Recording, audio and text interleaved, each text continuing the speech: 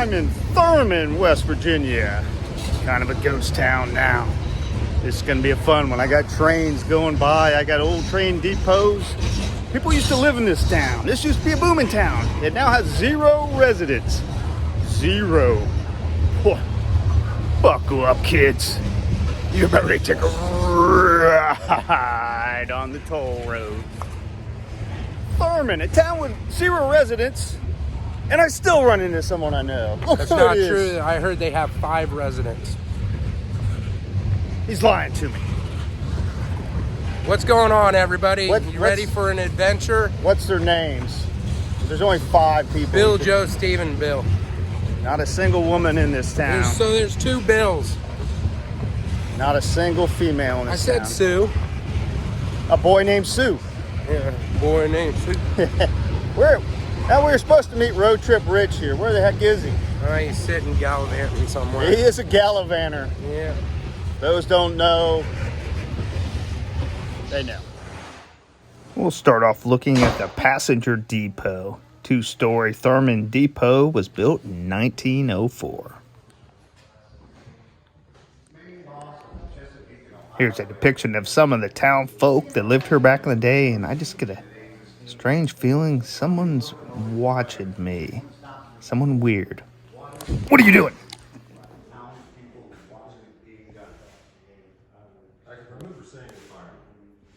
Rich without glasses. Hey, Rich. No. Did you work on the railroad? You got me. You got it. Sing the song. This depot was built after the original station was destroyed by fire.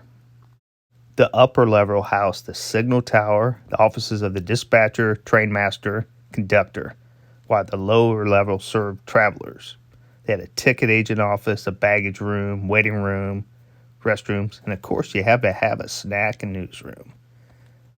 Depot averaged 15 passenger trains daily in the early 1900s.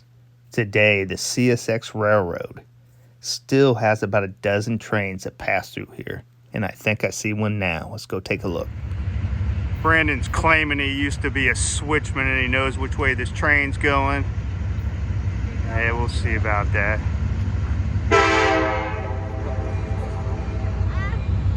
During its peak in 1910, Thurmond boasted more freight tonnage than Cincinnati, Ohio, and Richmond, Virginia combined.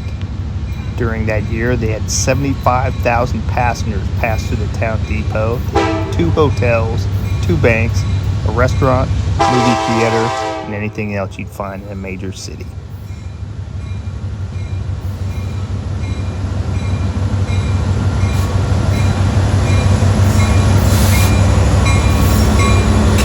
By the 1930s, Americans started to grow more in love with the automobile, and by the 40s, C&O Railway had purchased diesel engines, and unfortunately, Thurmond was a steam town.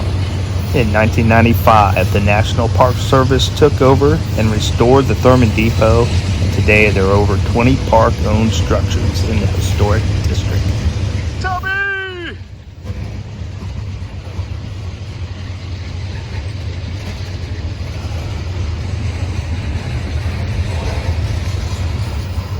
Switch stand, obviously. Switch stand, okay.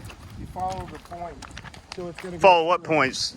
The point is against the rail right there. Gotcha. So you follow it, and this switch is lined up to take you straight there. Now, if you throw the switch, that lever over there would go against that rail, then you would follow that, and it would take this curve. Well, it's switching. What's that? Switching. No, they're locked. Oh, come on. Don't you have some Basically, sort of what you do is you some hit mass that pedal. If it was unlocked, right, you take it over here and latch it over to here, and it would move the and that would move points. that over. Yeah, the switch points would then touch that rail. Gotcha. So then you would follow that direction.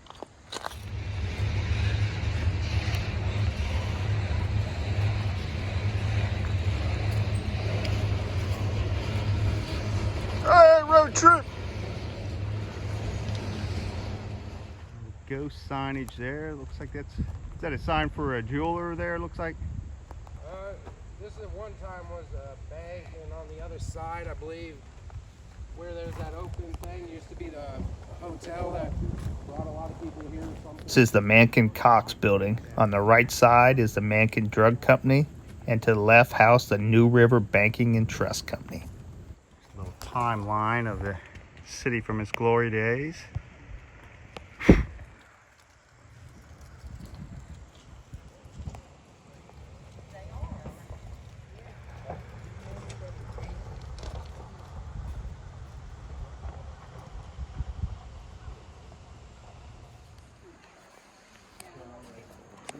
Let's see, I don't know if this comes out or not, but the floor is all caved in here.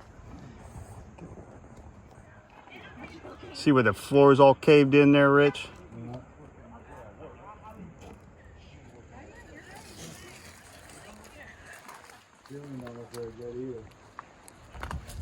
Here's what the side of that building, that ghost sign we were looking at before, at one time was Mankin Drug Company, druggists, sundries, prescriptions, specialty. This is the Mankin building. Yeah, you're right, Rich. Dr. J. Ward Mankin. Now I climbed this steep incline here for apparently no reason.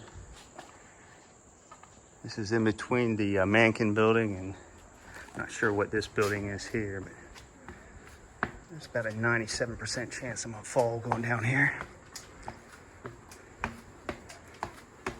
Yeah, sometimes you just gotta let it go. So look down, way down there is the train depot. Back us up a little bit. There's the Mankin building. There's the Road Trip Rich building.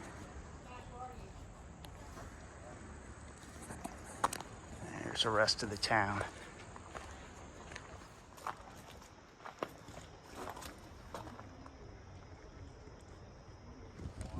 National Bank of Thurmond building. Let's see if we can see inside. Added in 1923.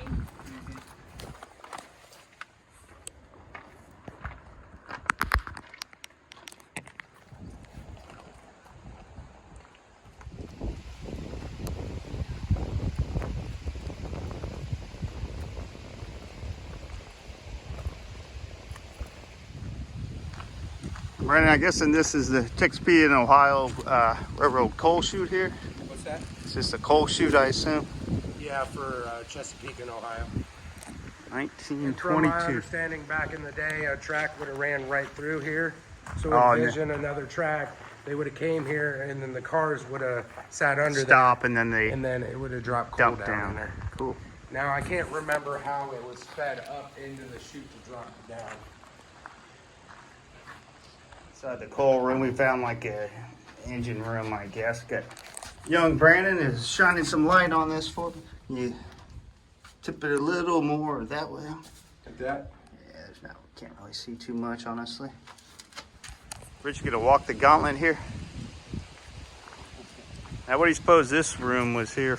More coal storage or something? No, it wasn't coal storage because they would bring it directly in there. And then after they filled them out, they would go on that bridge. We came by and take it off. So what would this been used for then? Graffiti? Sure. Hey, bad news, everybody. Love isn't real. Well, that's just depressing. Backside of the coal chute I was just showing you, and this is the small building I walked through that, yeah, I have no idea what it was for.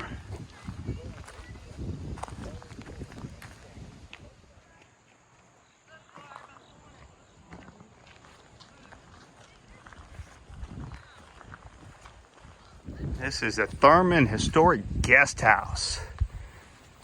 This must be what it looked like in its glory days.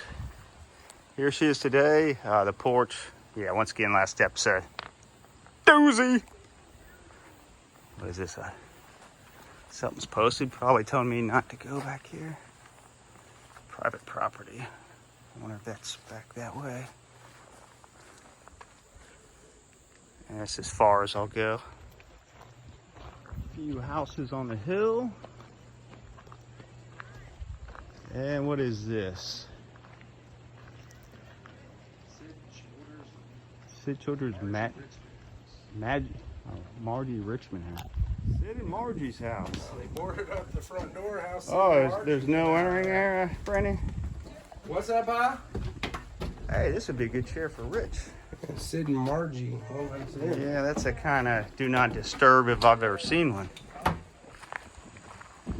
Cool house here. That's a nice size house up there. See a big no trespassing sign on it. I don't know who Fatty Lipscomb is, but he must have been rich. This is the biggest house in town. Hey, Brandon, you did a little more reading, and I guess we were a little off on what's going on up here. So yeah, it wasn't fed from the top. And actually, the hopper cars would imagine a track right here. Okay. And the hopper cars filled with coal would go through there and stop right under this. Where that big and hole is there? They would drop the coal down into the bottom there. That would lead to an elevator, and it would go up to the top. And then it would fill up another car, I believe, either on that track or the adjacent one. Okay, so when come by, so it basically a transfer from one train to another. Gotcha. So, and then they would go out and go through that bridge you seen when we came in there, right, and transfer it to where it was going. This is the Thurmond Town Hall. Oh, the Thurmond bench. That's kind of cool how the lettering is on that. I don't know if you see that or not. They got Thurmond on there.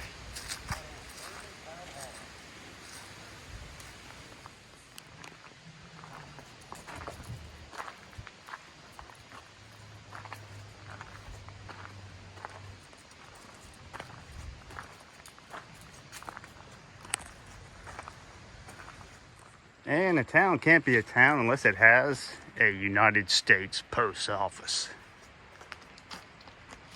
Hey, Brandon, you're the train expert. What is this yellow thing here? That doesn't look like it's too safe to be on a train track. Actually, that's what is known as a derailer. And you think in derailer? Derailer. Like that's bad, isn't it? That's bad in train terms, but it's not bad if, let's say, guys are working on the railroad, no pun intended, down there, and you don't want a train. So, to come okay, through. you got workers on the rails. On the train, let's say, putting new ties down, stuff like that, doing any work on the. So how dangerous would this be for the train then, though? I mean, depending on how fast they go. Basically, if they're just going slow, they should see this and stop. Right.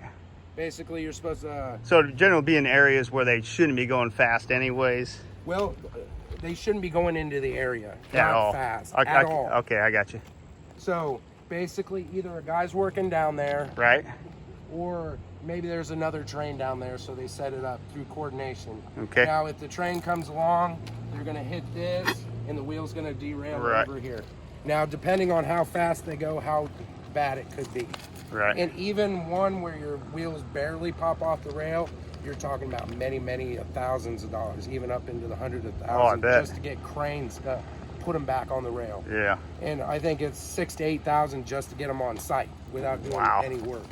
So, but it's still better than them hitting some guys working, killing somebody, or let's say other trains, or that just might be by parked doing right up there. massive damage. I got you. That's gonna do it for the toll road here in Thurmond, West Virginia, West by God, Virginia. The ghost town that still lives on. Lots of people. We're at a good time. Lots to see. Lots of history. Lots of this guy here passing some knowledge on him with your train experience. Appreciate it. Absolutely. And I'm a little disappointed. Road Trip Rich used to live in a caboose. Yeah. And he didn't give me any train knowledge today. A little disappointing. Got a question for you though. Who knows? Who knows where the toll road will lead to next? I know. He claims he does. Where's Road Trip Rich?